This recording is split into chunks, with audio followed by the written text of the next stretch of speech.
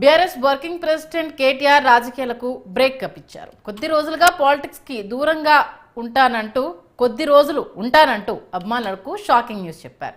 ఏంటి నిజమేనా, విన్నది కరెక్టేనా అని టెన్షన్ అవుతూ ఆరోగ్య నేపథ్యంలో వెల్నెస్ రిట్రీట్ అంటూ సస్పెన్స్ కు తెరదించుతూ కేటీఆర్ ట్వీట్ చేశారు. ఇంతవరకు బాగానే ఉంది. కాంగ్రెస్ సర్కార్కు ఏడాది కాలం సమయం ఇస్తా, అభివృద్ధి సంక్షేమంలో తేడా వస్తే అప్పుడు భారతం పడతామంటూ సీఎం కుర్చీలో ఎక్కిన రేవంత్ రెడ్డికి అటు కేటీఆర్ సమయం ఇచ్చారు. సరిగ్గా డిసెంబర్ మొదటి వారానికి రేవంత్ సర్కార్కి ఇచ్చిన గడువు కూడా తీరిపోతుంది. ఈ సమయంలో కేటీఆర్ పొలిటికల్ బ్రేక్ తీసుకోవడం తెలంగాణ రాజకీయాల్లో ప్రస్తుతం కాక పుట్టిస్తోంది.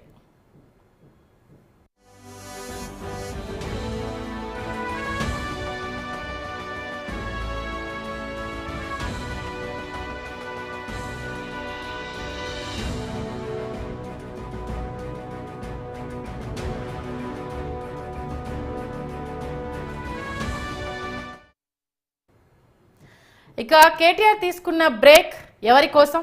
ఆయన స్థానాన్ని భర్తీ చేసేవారెవరు? ఇప్పటి వరకు మాజీ సీఎం కేసీఆర్ ఫామ్ హౌస్ దాటి పెద్దగా రాలేదు.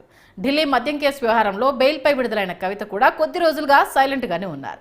మరోవైపు నేతల జంపులు పక్కచూపులతో ఇప్పటికే గులాబీ పార్టీ పలుచనైపోయింది. ఈ సమయంలో కేటీఆర్ కూడా కొన్ని రోజులు కనబడకపోతే దిక్కు హరీష్ రావేనా అన్నట్టు క్యాడర్లో చర్చ సాగుతోంది.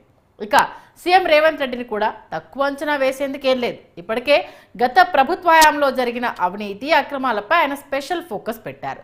ప్రత్యేకించి కాళేశ్వర ప్రాజెక్టు వ్యవహారంలో జస్టిస్ ఘోష్ కమిషన్ డిసెంబర్ చివరిలో ప్రభుత్వానికి నివేదిక ఇవ్వనుంది. మరోవైపు ఫోన్ ట్యాపింగ్ కష్టాలు బీఆర్ఎస్ నేతలను వెంటాడుతున్నాయి. ధరణి పోర్టల్లో చోటు చేసుకున్న భూమాయను కూడా త్వరలో రేవంత్ సర్కార్ వెలికి తీస్తామంటోంది. ఈ సమయంలో పార్టీకి వెన్నుదన్నుగా ఉండాల్సిన కేటీఆర్ బ్రేక్ అంటూ ప్రకటించడం కార్యకర్తలను విస్మయానికి గురి చేస్తోంది.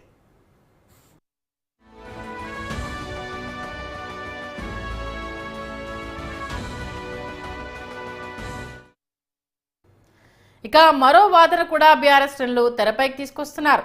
కేటీఆర్ స్థానాన్ని కవిత భర్తీ చేస్తారంటూ పార్టీ వర్గాలు చెప్తున్నాయి. అయితే వాటిపై ఇంకా క్లారిటీ లేదు. ఇక వచ్చే అసెంబ్లీ సమావేశాలకు కేసీఆర్ హాజరవుతారా లేకపోతే యథావిధిగానే డుమ్మా కొడతారా అంటూ ఆసక్తి ఎటు ఉండనే ఉంది. ముఖ్యమంత్రి రేవంత్ కూడా మాజీ సీఎం కేసీఆర్ ను అసెంబ్లీకి రావాలనే కోరుకుంటున్నారు. 10 ఏళ్ల బీఆర్ఎస్ పాలనలో జరిగిన అక్రమాలకు ప్రజలకు తెలియజేయాలన్న ఆతృతలో కాంగ్రెస్ నేతలు కూడా రెడీగా ఉన్నారు. ఢీ అంటే ఢీ అని పొలిటికల్ కొట్లాటకు రెడీ అవుతున్నారు. ఇక గత 11 నెలలుగా కాంగ్రెస్ సర్కార్ను బీఆర్ఎస్ ఉరుకులు పెట్టిస్తూనే ఉంది. సంక్షేమం అభివృద్ధి కుంటుపడిందని ఆ పార్టీ నేతలు ఆరోపిస్తూనే ఉన్నారు. ఇక కాంగ్రెస్ సర్కార్ కూడా తగ్గేదే లేదన్నట్లుగా బీఆర్ఎస్ నేతలకు చుక్కలు చూపిస్తుంది. ప్రజలకు అందిస్తున్న సంక్షేమ ఫలాలను గుర్తు చేసుకుంటుంది. వాస్తవానికి గడిచిన అసెంబ్లీ పార్లమెంట్ ఎన్నికలతో బీఆర్ఎస్ గ్రాఫ్ బాగా పడిపోయింది. గులాబీ స్థానాన్ని బీజేపీ ఆక్రమించేసింది. ఓటు బ్యాంక్ సైతం బాగా పెరిగింది. కాంగ్రెస్ కు ప్రత్యామ్నాయం బీజేపీ అన్న నినాదాన్ని ప్రజల్లోకి తీసుకెళ్తున్నారు. ప్రధాని మోదీ సైతం తెలంగాణ బీజేపీ నేతలను గైడ్ చేస్తూ ప్రజల్లో పట్టు సాధించేందుకు రెడీ అవ్వాలని భుజం తట్టి మరీ ప్రోత్సహిస్తున్నారు.